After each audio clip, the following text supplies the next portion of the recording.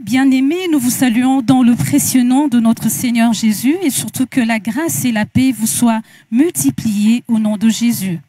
Nous vous remercions surtout d'être nombreux à nous suivre dans l'émission 30 minutes pour convaincre. Nous recevons le révérend Jean Bosco Kindomba qui se prête à répondre à multiples questions que se posent bon nombre d'entre nous autour de la conduite du chrétien durant cette période où sévit la pandémie Covid-19. Révérend, je vous salue dans le précieux nom de Jésus. Je suis en train de dire merci à nos téléspectateurs. Depuis que cette crise a commencé, ils sont toujours présents et ils nous posent pas mal de questions. C'est comme ça que nous avons préparé cette émission 30 minutes pour convaincre, pour répondre à différentes questions qui se posent autour, n'est-ce pas, de cette crise mondiale, de cette pandémie. Et voilà, donc je suis là pour répondre à quelques préoccupations de nos téléspectateurs. Merci à vous de vous prêter à nous, pasteur. Notre première question est celle de savoir, la pandémie du Covid-19 serait-elle un jugement de Dieu sur l'humanité à cause des abominations et immoralités rencontrées comme celle de Sodome et Gomorrhe? Pour répondre à cette question, et je crois que c'est une question très récurrente, beaucoup de gens s'y posent à cela. Il y a même des pasteurs qui prêchent par rapport à cela, que ce que nous sommes en train de vivre maintenant avec cette pandémie, avec cette maladie coronavirus, c'est un jugement de Dieu, c'est un châtiment de Dieu. Et beaucoup l'ont déjà dit avant aussi. Je crois que même Job, lorsque tu lis le livre de Job, il a aussi la même théologie, de croire que Dieu est en train de le châtier, Dieu est en train de le punir.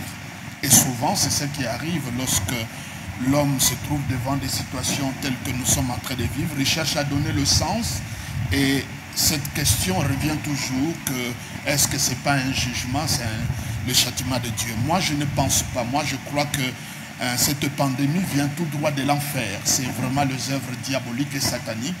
Ça peut être même des hommes derrière cela, mais disons que c'est vraiment une œuvre satanique. Ça n'a rien à voir avec le châtiment ou le jugement de Dieu. Parce que Dieu ne nous châtie plus, comme j'ai l'habitude de le dire. Le châtiment qui nous donne la paix est tombé sur Christ. La Bible dit, Dieu étant en Christ s'est réconcilié avec le monde, n'imputa pas aux hommes leurs péchés. Ça veut dire Dieu ne comptabilise pas, Dieu ne nous traite pas comme nos péchés, n'est-ce pas, peuvent l'exiger. Avec Dieu, nous sommes réconciliés, ça veut dire qu'il n'y a pas de conflit, nous sommes en paix, nous sommes en harmonie. Mais entre-temps, les combats que nous pouvons avoir, c'est entre nous, c'est comme ça la Bible dit, l'homme aura pour ennemi les gens de sa maison. Ici, nous dirons les gens de notre monde. C'est eux pour lesquels nous aurons des ennemis, mais pas par rapport à Dieu. Et pourquoi tout cela? C'est à cause de Christ.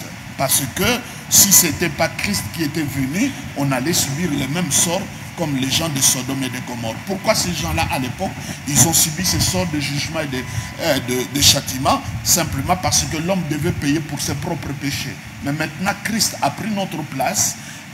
Il a été frappé, il a été jugé à notre place. C'est comme cela que Dieu ne nous juge plus parce que Christ l'a fait à notre place. Donc je ne pense pas que c'est le jugement de Dieu, même pas un châtiment de la part de Dieu. C'est comme cela que si c'était le jugement de Dieu, si c'était le châtiment de Dieu, nous devons simplement patiemment attendre que la colère de Dieu s'apaise pour que nous puissions ne plus avoir, n'est-ce pas, le virus ou la maladie ou la pandémie.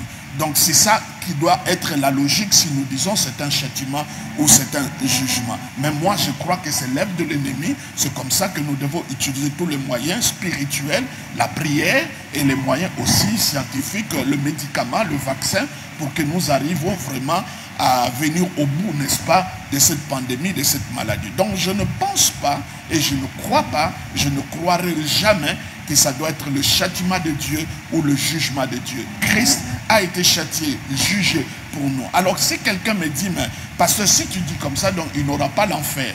Non, qui ira en enfer? Celui qui n'a pas accepté le sacrifice du Christ. Comme tu n'acceptes pas les sacrifices du Christ en acceptant Jésus-Christ dans ta vie, tu iras en enfer parce que tu dois payer pour tes propres péchés. Mais nous, Christ a déjà payé pour nos propres péchés. C'est comme ça, quand Jésus rencontre Nicodème, il lui parle, n'est-ce pas, des serpents d'airain. Pensez donc dans le désert, il devait prendre l'airain qui est un métal dur et commencer, n'est-ce pas, à donner des coups de marteau, donner la forme du serpent qui est l'incarnation du mal qui représente Christ. Donc ça veut dire tous ces coups de marteau que Christ a reçus pour lui donner la forme du mal. Donc Dieu, en son tour, n'a plus de colère en réserve contre nous. Il a même juré dans sa parole, dans Ésaïe 54, qui ne va plus nous menacer, qui ne va plus, n'est-ce pas, nous châtier, nous juger. Mais si Dieu nous châtie, je le dis et je le répète, parce que nous sommes ses enfants, il nous châtie au travers de sa parole. Le mot châtiment et le mot correction, ce sont des termes interchangeables. La Bible dit toute écriture est inspirée pour nous corriger. Donc Dieu nous corrige au travers de sa parole. Cette crise créée par la pandémie du Covid-19 annonce-t-elle l'établissement d'un nouvel ordre mondial avec un gouvernement mondial qui aurait l'emprise sur tout? Oui, j'entends parler de ces choses-là. Je veux vraiment vous avouer sincèrement, je n'en ai pas la maîtrise. Mais si je peux arriver à parler là-dessus, ces théories-là, elles ne sont pas nouvelles. Depuis que je me suis converti, j'ai déjà entendu parler de ce genre de choses. N'est-ce pas, l'ordre mondial, l'ordre nouvel mondial, c'est quelque chose qui arrivera, mais je n'apporte pas une attention parce que cela ne me concerne pas. Moi, je suis en Christ. Je suis dans ce monde, c'est vrai, mais le monde est ce qu'il est. Par exemple, il y a des gens qui parlent du vaccin, des gens qui parlent de G5, de 5G, n'est-ce pas? Et toutes ces choses-là. Le principe du monde, c'est quoi, chers téléspectateurs? Que depuis que Adam et Ève ont péché, le mal et le bien se trouvent dans chaque chose qui se trouve dans le monde. Je peux prendre la voiture aujourd'hui, la voiture peut me transporter, mais la même voiture peut me tuer. Je peux, n'est-ce pas, faire manger, mais la même nourriture peut tourner contre moi et me tuer. Donc, dans chaque chose qui se fait ici dans le monde, il y a le bien et le mal. Et la discussion que nous avons aujourd'hui autour de toutes ces choses-là, nous en avons eu, nous, au début de notre foi, où les chrétiens étaient contre la télévision. Et beaucoup de prédicateurs ne voulaient même pas passer à la télévision. C'est comme ça l'Église a eu un grand retard par rapport à la télévision. Parce qu'on disait que la télévision, c'est le mal, c'est le monde. Mais après, l'Église a grandi, a compris que nous pouvons l'utiliser. Je donne un exemple. Si aujourd'hui, on nous exige, par exemple, pour voyager, tu dois avoir ce qui se fait maintenant. Tu dois avoir le YOLO card, la carte jaune, n'est-ce pas, de l'OMS, pour les vaccins.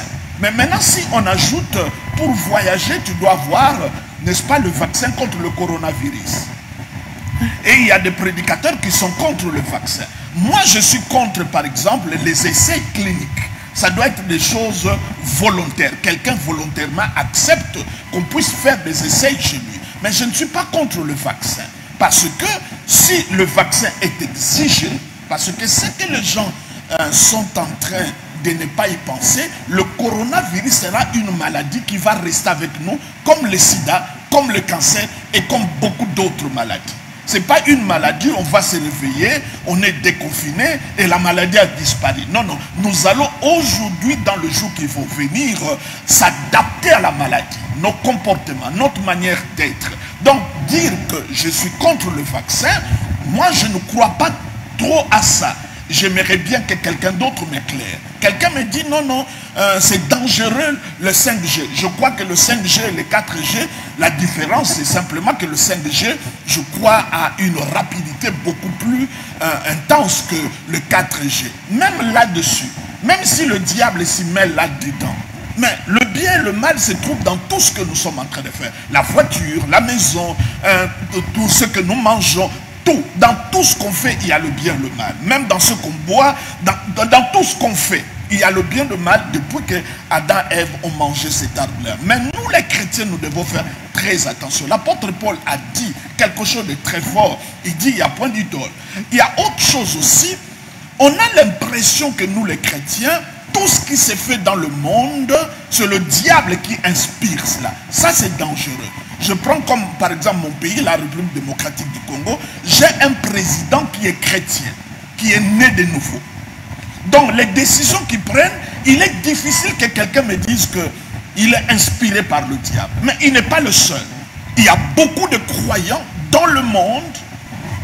C'est comme ça, nous les chrétiens, nous voulons aussi avoir, n'est-ce pas, des postes importants. Parce que nous sommes le sel et la lumière du monde. Mais si nous disons qu'il faut être illuminati, il faut être occultiste pour avoir toutes ces choses-là. Mais non, je pense que ça sera un discours tout à fait contradictoire avec tout ce que nous sommes en train de faire comme lumière, comme celle du monde, comme une maison construite sur une montagne. Je crois que l'Église a de l'influence, surtout par rapport à nous, l'Église de l'Afrique, dans des temps qui vont venir, n'est-ce pas, après ce coronavirage, parce que c'est vraiment un virage, beaucoup de choses changeront. L'Église, la prédication, la parole, ça sera beaucoup plus militant, beaucoup plus offensif, beaucoup plus agressif. Je le crois. Mais pensez que vraiment que Dieu est absent, que Dieu a démissionné, tout ce qui se fait dans le monde, il y a quelqu'un qui est au-dessus, qui dicte cela.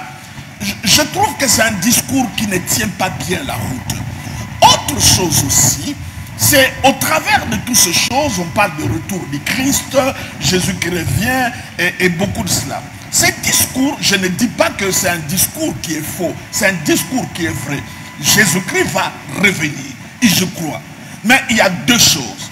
Jésus-Christ dit, je reviens bientôt, mais deuxièmement, il dit, je connais ni l'heure, ni la saison, ni le jour. Ça veut dire, je viens, mais le jour, l'heure et la saison, il ne connaît pas. Mais de l'autre côté, la Bible dit, comme il est entré dans le lieu très saint, il s'est sacrifié, il a versé son sang, et le Père l'a fait asseoir, jusqu'à ce qu'il fasse de ses ennemis le marchepied. Alors, donc il y a deux piliers. Entre le fait que Jésus revient, ou le fait que Jésus est en train d'attendre que ses ennemis viennent de marchepied. J'ai deux alternatives, j'ai une réflexion théologique à faire. De l'autre côté, quand je lis les évangiles, il dit, tu prends beaucoup de paraboles, on dit, comme le maître tardait à venir, tu vois, par exemple, on parle des 5 vierges, il dit, comme ils attendaient. Donc, est-ce que c'est lui qui vient, ou c'est notre attente qui doit être beaucoup plus alertée? Donc, je crois que tout au long de ces émissions que nous aurons dans les jours qui vont venir, je vais éclairer la lanterne de nos téléspectateurs. Mais c'est qu'à l'époque, il y a des églises qui ont utilisé ces messages et beaucoup de gens qui avaient l'argent, beaucoup de gens qui avaient de biens, ils ont dit, mais comme c'est la fin du monde, comme Jésus va venir, ils ont amené leurs biens à l'église. Et je ne pense pas que les gens qui en parlent maintenant, ils ont cette pensée machiavélique mauvaise. Moi, je ne pense pas. Et on ne peut pas utiliser la venue du Christ comme un message pour faire peur. Jésus-Christ est notre fiancé. Il nous a déjà fiancés. Et quand il nous a dotés, il nous a donné l'arrêt, n'est-ce pas, de son Saint-Esprit, qui est comme une prédote. Maintenant, il va revenir pour le mariage. Et la Bible dit, il a laissé cette épouse qui va, quand il va revenir, il va les retrouver sans tache, sans ride. Donc, l'église qui se prépare pour aller rencontrer l'épouse n'est pas une église mauvaise, comme beaucoup de gens prétendent. C'est une église qui élimine ses rides. C'est une église qui est lavée parce qu'une femme qui attend son mari en tant que fiancé, qui attend son mari qui doit venir, et quand il sait qu'il est en train de venir, c'est à ce moment qu'il va au salon. C'est à un moment qu'il s'embellit. Je crois que l'église va sortir, n'est-ce pas, de cette crise beaucoup plus fort. Je suis étonné, les gens qui utilisent le message de la seconde venue de Christ pour faire peur aux gens. C'est la bonne nouvelle. C'est l'épouse, c'est Maranatha, celui que nous attendons qu'il vienne. C'est le cri de l'église et le cri, n'est-ce pas, du Saint-Esprit. Que Jésus-Christ puisse revenir. Mais mes bien-aimés, de toutes les façons, quand quand tu es chrétien, tu es enfant de Dieu, tu ne pourras pas rater ces rendez-vous. Une fois sauvé, tu es sauvé pour toujours. Donc nous attendons le Seigneur. L'heure, je ne connais pas, il m'a déjà délivré de la peur de l'heure, de la saison, ni du jour. Mais ce que je suis prêt tous les jours qui va venir, et je crois que tous les croyants, nous sommes prêts. Donc parler de 5G, parler de l'ordre mondial, il ne faut pas extrapoler à ces choses. Ce n'est pas ça le vrai besoin de l'Église. Aujourd'hui, l'Église a besoin de mieux connaître encore Christ, parce que c'est lui, notre époux, que nous sommes en train d'attendre. Le vaccin, vous l'aviez épinglé, parlons-en plus en détail. Il y a présentement une grande polémique autour du vaccin contre le Covid-19. Les uns pensent qu'il est normal de l'utiliser, comme tous les autres vaccins contre Ebola, poliomyélite, la rougeole et d'autres épidémies. D'autres, par contre, n'y adhèrent pas, pasteur, estimant qu'il serait logique que le vaccin soit d'abord utilisé dans les pays les plus meurtris. Sinon, ce serait illogique et un piège grossier destiné à décimer la population africaine et s'accaparer des richesses naturelles de l'Afrique. Quelle est votre opinion? Moi, j'ai peur, n'est-ce pas, d'aller toujours fouiller dans la poubelle de l'Internet, de Facebook. J'appelle ça l'arbre de connaissance du bien et du mal. Si un arbre aujourd'hui, si un fruit que nous mangeons comme Adam et Ève, je crois que ce fruit-là, c'est Facebook, c'est l'Internet, où il y a le bien et le mal. Nous devons faire très attention.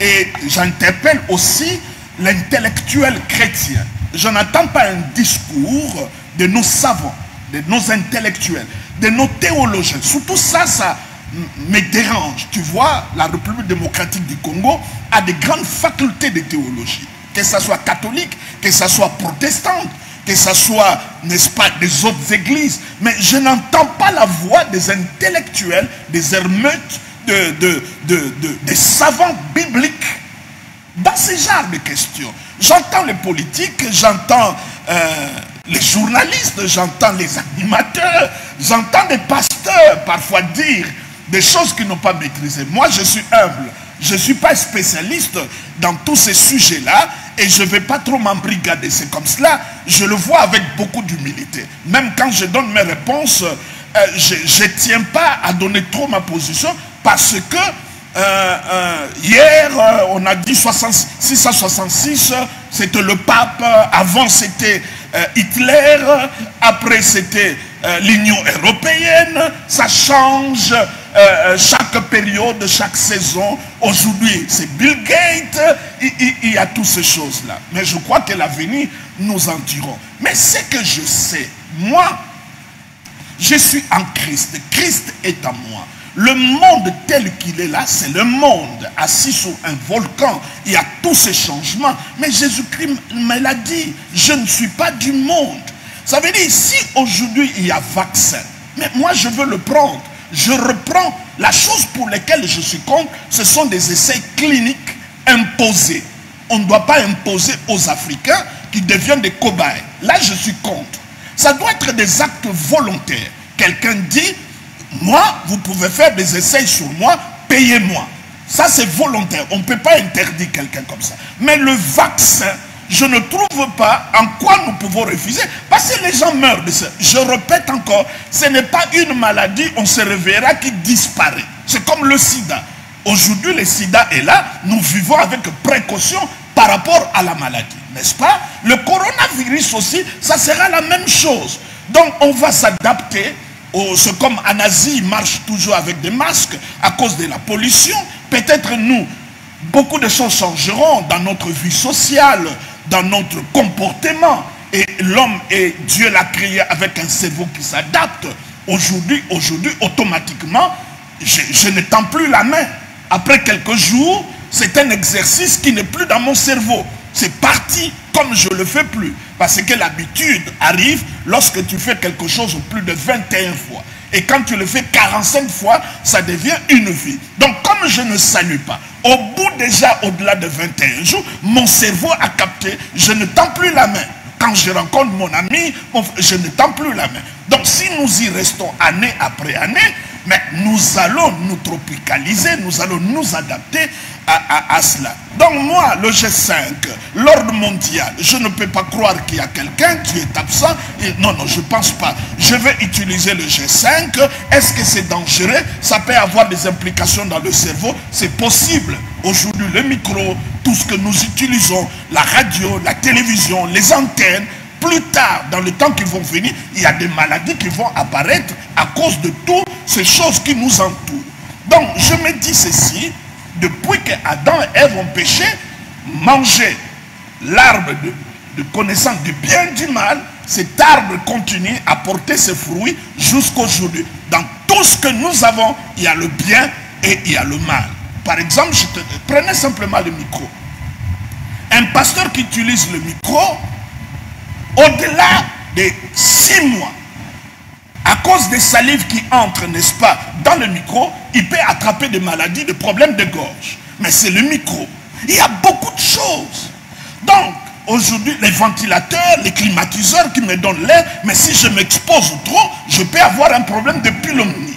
Donc, tout ce qui existe, il y a le bien et le mal. Ainsi est fait le monde depuis que l'homme a péché. Mais Jésus-Christ a dit, j'ai vaincu le monde, vous allez vaincre aussi le monde. Donc nous sommes plus que vainqueurs. Je ne suis pas contre le vaccin. S'il y a le vaccin, parce que je dois prêcher l'évangile dans le monde entier. Et on me dit, si tu n'as pas le vaccin, tu n'auras pas le visa. Moi j'aurai le vaccin, même si vous dites, ça vient de ceci ou cela.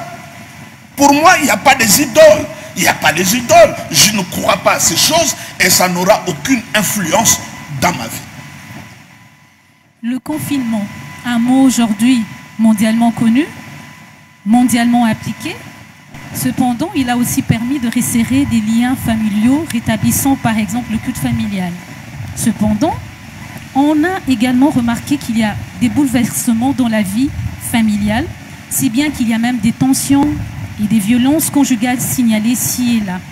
Que conseillerez-vous aux familles en ce temps de crise? Mais qu'ils écoutent l'évangile, la bonne nouvelle, qu'ils soient branchés au message christocentrique, nos regards sur Christ, parce que je crois qu'aujourd'hui, il y a beaucoup de tensions, il n'y a pas le repos, c'est la peur, n'est-ce pas? Il n'y a pas seulement la pandémie de coronavirus, il y a la pandémie de la peur, de l'anxiété, n'est-ce pas? De l'inquiétude, il y a la pandémie de mauvaises nouvelles, il y a la pandémie de fausses informations, il y a toutes ces pandémies-là. La pandémie de coronavirus a ses corollaires, n'est-ce pas, que nous sommes en train de citer. Alors, nous devons faire très attention, parce que si, j'aime beaucoup dire, si tu changes ce que tu entends, tu changeras aussi ta croyance. Ça veut dire que la croyance est fondée sur ce que tu entends. Et quand tu changes tes croyances, tu changes tes décisions, et quand tu changes tes décisions, tu changes tes comportements, et quand tu changes tes comportements, tu changes tes habitudes, et quand tu changes les habitudes, tu changes aussi ton destin. Donc tout part de ce que tu entends. Et deuxièmement, dans un couple où les conflits surgissent, mais c'est une bonne chose, parce que les conflits ne sont pas là pour nous détruire, c'est pour nous élever à une autre dimension. Tu vois? Donc quand il y a des conflits comme ça, c'est une très bonne chose. Ça exige maintenant l'art, n'est-ce pas, de régler les conflits qui demandent la sagesse, mais il ne faut pas en trouver la fin du monde.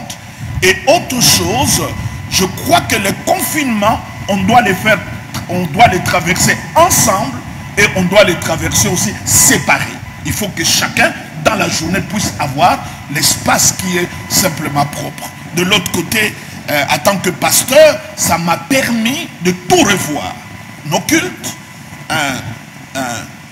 ma prédication. Parce qu'aujourd'hui, comme vous pouvez bien remarquer, il y a beaucoup de messages qui se prêchaient autrefois, sont confinés aussi. Parce que ça ne répond pas aux besoins que nous avons maintenant, ça ne répond pas à ces besoins internationaux. Parce qu'aujourd'hui, si tu parles des sorciers, les sorciers eux-mêmes meurent de coronavirus. Donc même si tu ne les tues pas par ta prière, la maladie elle-même, ça n'occupe même des sorciers, même des gens méchants. Donc disons simplement que ce moment est important. Moi je trouve que c'est extraordinaire que Dieu puisse mettre le monde entier en retraite, en réflexion, de voir, c'est le message que je vais prêcher dimanche, Jésus-Christ laisse ses disciples dans une barque et la Bible dit lorsqu'ils se trouvent au milieu, la tempête a commencé. Excusez-moi la tautologie, a tempêté sur la barque et les disciples, ils ont perdu l'espoir. Ça veut dire il y a des choses qui nous ont fait quitter un endroit, mais là où nous sommes arrivés, ces choses-là ne peuvent plus nous supporter. Ça peut être le gouvernement, ça peut être notre façon de faire le culte. Là où nous sommes arrivés, il faut que Jésus vienne nous rejoindre, entrer dans la barque pour que nous achevons la marche avec lui. Parce qu'il y a beaucoup de choses sous lesquelles nous avons placé notre confiance, nous avons placé notre foi. Ça peut être le travail. Aujourd'hui, on est confiné, on ne va plus au travail. Ça peut être le voyage, les frontières sont fermées. Ça peut être les églises. Aujourd'hui, on ne peut plus aller au temple. Ça peut être des pasteurs. Aujourd'hui, on ne peut pas voir son pasteur comme on le veut. Que ce soit même nous les pasteurs, on n'a pas les offrandes ni les dîmes comme d'habitude. Entre-temps, mes bien-aimés, Dieu reste Dieu. C'est sur lui que nous pouvons nous confier. Et je l'ai dit, le coronavirus n'a pas fait de la bonne nouvelle du Christ une mauvaise nouvelle, n'a rien changé. Nous devons continuer à prêcher la bonne nouvelle du Christ. Et quelle est la bonne nouvelle du Christ? Il est mort pour nous, il a été enseveli, il est ressuscité, il est assis à la droite du Père. Ça doit être continué à prêcher. Et je crois que le peuple attend de cela. Dans des moments de crise, c'est la bonne nouvelle qui peut changer des choses. La Bible dit, quand vous verrez toutes ces choses, ça ne sera pas encore la fin. La bonne nouvelle sera prêchée. Ça veut dire, ce qui va répondre à tous ces problèmes, c'est la bonne nouvelle. Et je crois que c'est ce que nous sommes en train de faire. Il y a beaucoup de sujets que nous pouvons aborder, mais je crois que nous avons décidé, moi et le Saint-Esprit, de prêcher la bonne nouvelle parce que les gens ont besoin du repos, de la paix. Il a dit, venez à moi, vous tous qui êtes fatigués et chargés, je vous donnerai du repos. Ça, c'est le premier cadeau. L'Éternel est mon berger, je ne manquerai de rien. Il me fait reposer. Avant, n'est-ce pas, autre chose. D'abord, il nous repose. Il multiplie le pain. Avant de distribuer le pain, il dit, faites-les asseoir. Le Jésus qui est entré dans Jérusalem, il s'est assis sur, n'est-ce pas, une ânesse. Ça veut dire, si tu veux entrer avec Jésus dans la gloire, c'est Jésus qui est assis dans ton cœur. Un jour, la Bible dit, Jésus s'est assis sur la montagne, il a commencé à enseigner. Si tu ne laisses pas Jésus s'asseoir dans ton cœur, tu ne pourras pas être enseigné. Il dit, le consolateur, le Saint-Esprit, quand il viendra, il vous enseignera. Avant qu'il vous enseigne, accepte d'abord sa consolation. Même si tu as perdu un membre de famille, même si tu as perdu une personne importante, mais accepte d'abord la consolation. C'est alors que l'enseignement viendra après. Révérend, nous avons parlé du confinement et le temps aussi est en train de nous confiner. Ainsi, nous souhaitons avoir une prière de votre part pour clôturer notre émission. Je tiens d'abord à dire à tous qui sont du sang précieux que je les aime de tout mon cœur. Il me manque beaucoup. Et là encore, une fois de plus, je suis en train de comprendre la valeur des gens qui nous entourent. J'ai envie de le voir, de les embrasser. Mais comme je l'ai dit, c'est comme je suis au bord de la route et que toi tu es de l'autre côté, une voiture passe, il y a un danger, je ne peux pas traverser pour t'embrasser. Laissons d'abord la voiture passer, le danger passer, c'est alors on va se retrouver pour s'embrasser. Et je crois que beaucoup, ceux du sang précieux, même la totalité, nous serons des survivants, n'est-ce pas, de ces coronavirus. Et partout dans le monde, je bénis tous les pasteurs qui mettent de leur argent, de leur temps aussi pour prêcher, continuer à enseigner la parole de Dieu.